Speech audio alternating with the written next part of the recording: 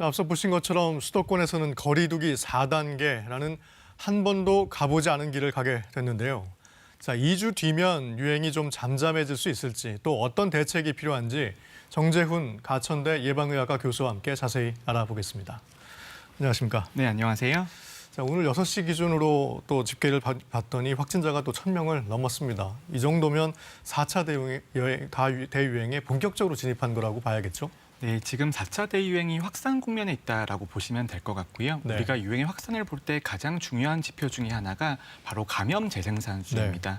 감염 재생산수는 한 명의 확진자가 있을 때 평균 몇 명의 새로운 확진자를 만들어내는지 나타내는 수치인데요. 지금 감염 재생산수가 1.34 정도입니다. 네. 이 경우는 우리가 백신 접종도 어느 정도 이루어져 있고 사회적 거리두기도 하고 있는 상태에서 이 정도 수치가 나왔다라고 하는 것은 유행이 매우 극심하다고 볼 수 있습니다. 하지만 유행이 심한 만큼 우리가 좀 안심할 만한 측면도 있는데요. 앞에 유행을 보면 유행이 급격하게 진행하게 되면 1주, 2주 정도 뒤에 중환자와 사망자가 같이 늘어났습니다. 네.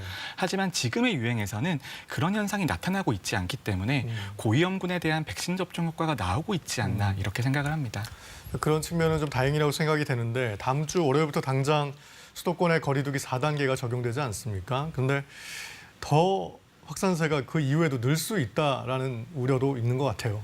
네, 지금의 확산세는 일주일과 2주일 정도 전의 상황을 반영하고 있는 것입니다. 네. 그래서 지금 조치가 발령된다고 하더라도 효과가 나올 때까지는 2주까지의 시간이 필요할 수 있고요. 그럼에도 불구하고 우리가 지난 1년 반을 돌이켜보면 우리 국민들께서 확진자 숫자에 따라서 국가의 방역 조치와 관계없이 방역에 동참해 주시는 면들이 있습니다. 그리고 우리가 방역이 4단계로 강화된다라고 하는 것 자체가 국민들에게 드리는 신호의 측면이 있기 때문에 그렇죠. 저는 그래도 어느 정도 효과가 있지 않을까 생각을 합니다. 네.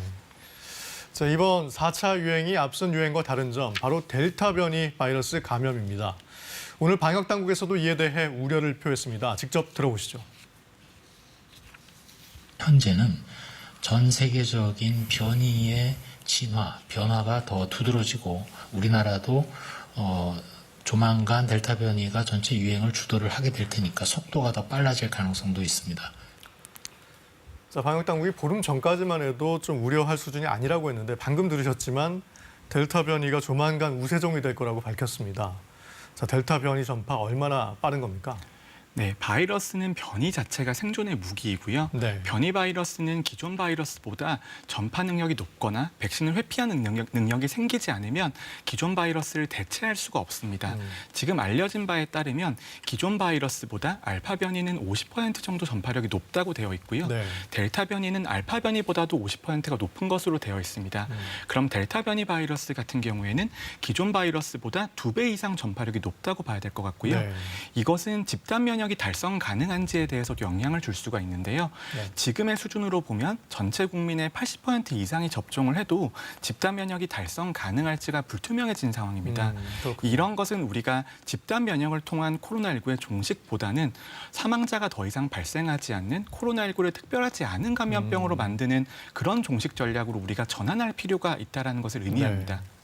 실제로 이게 지금 델타 변이는 젊은 층을 중심으로 저렇게 좀 확산을 하고 있는 모양인데 델타 변이 확산 속도가 너무 빨라서 이걸 대처하는 게 좀 쉽지 않아 보이는 측면도 있어요.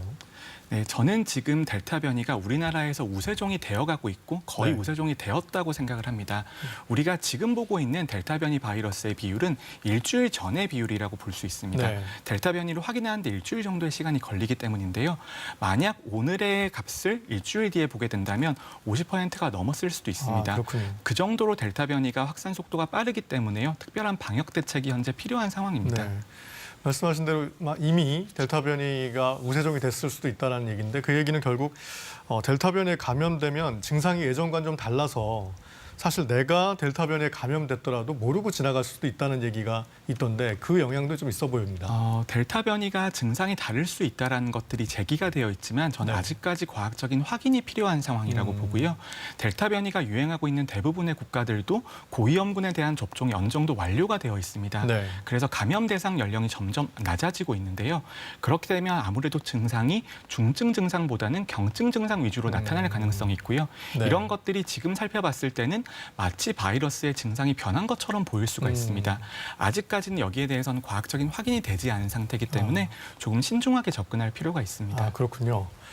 자, 그래서 어쨌든 정부가 마지막 카드를 꺼낸 셈인데 이게 아까 말씀하셨지만 국민들의 어떤 좀 느슨해진 방역 의식을 좀 조이는 효과는 좀 있어 보입니다.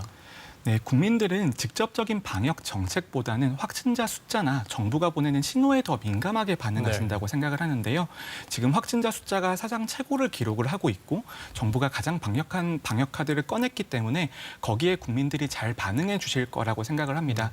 네, 그럼에도 불구하고 우리가 언제까지 이 방역 체계를 유지할 수 없기 때문에 2주의 4단계가 지났을 때 어떤 식으로 이행 전략과 완화 전략을 가져갈 수 있을지, 그다음에 2주간의 시간을 버는 동안 얼마만큼 백신 접종을 높일 수가 있을지가 가장 중요한 지점이 되겠습니다.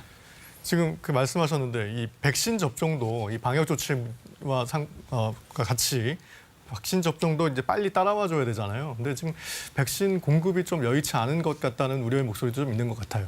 네, 백신 공급은 외부 상황에 따라서 많이 변화할 수 있기 때문에 지금 들어온 백신도 가장 효율적으로 사용할 수 있는 방법을 찾아야 됩니다. 네.